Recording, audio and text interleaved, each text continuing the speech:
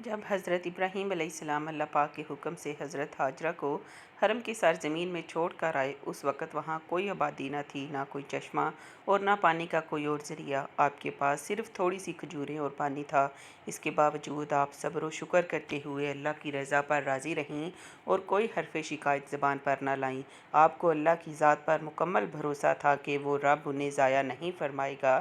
جب آپ کے پاس موجود پانی ختم ہو گیا اور پیاس کی شدت بڑھی اور اس کے ساتھ آپ کے صاحبزادے حضرت اسماعیل کا حلق شریف بھی پیاس سے خشک ہو گیا، تو آپ پانی کی تلاش میں صفا اور مروہ کے درمیان 7 مرتبہ دوڑیں کہ شاید کوئی نظر آ جائے جو پانی دے سکے، یہاں تک کہ اس خشک سرزمین میں زمزم کا چشمہ ظاہر ہو گیا۔ آج ہم میں سے کئی خواتین ایسی ہیں جنہیں زندگی میں مختلف قسم کے پریشان کن حالات کا سامنا کرنا پڑتا ہے۔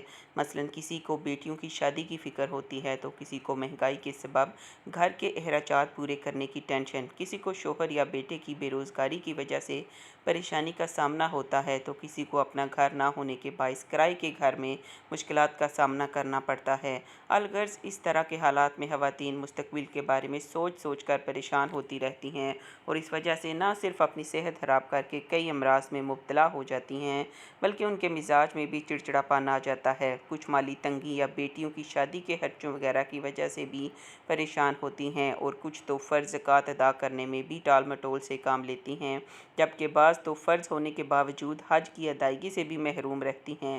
یوں اپنی پریشانیوں میں دنیاوی اور اخروی اعتبار سے مزید مشکلات کا اضافہ کر لیتی ہیں، حالانکہ ہمیں اچھی طرح سے معلوم ہے کہ اس دنیا کا نظام چلانے والی ذات رب کی ہے، جو رحیم اور کریم اور وہاب و رزاق ہے۔ تمام معاملات اسی کے دست قدرت میں ہیں، لہٰذا ہمیں اس رب پر بھروسہ کرتے ہوئے بلا وجہ کی سوچوں اور خیالوں سے بچ کر اپنا معاملہ اللہ کے حوالے کر کے مطمئن ہو جانا چاہیے کہ وہ رب کاموں کی بہترین تدبیر فرمانے والا ہے۔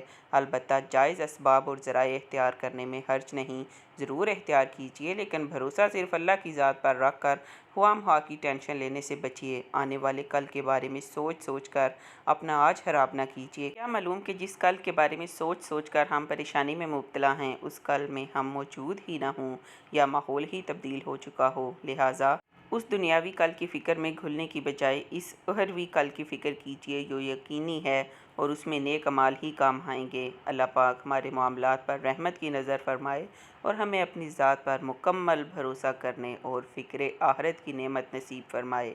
آمین۔